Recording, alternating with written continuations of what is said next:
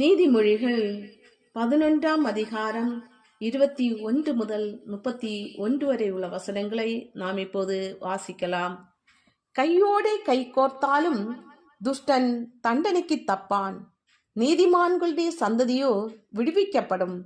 மதிகேடாய் நடக்கிற அழகுள்ள ஸ்திரீ பந்தியின் மூக்கிலுள்ள பொன் மூக்குத்திக்கு சமானம்.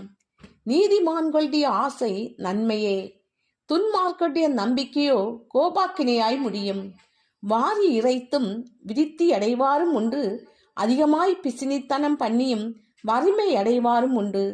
உதாரண குணமுள்ள ஆத்துமா செழிக்கும். எவன் தண்ணீர் பாய்ச்சுகிறானோ அவனுக்கு தண்ணீர் பாய்ச்சப்படும். தானியத்தை கட்டி வைக்கிறவனை ஜனங்கள் சபிப்பார்கள். விற்கிறவனுடைய தலையின் மேல் ஆசீர்வாதம் தங்கும். நன்மையை ஜாக்கிரதையுடன் தேடுகிறவன் தயையை பெறுவான்.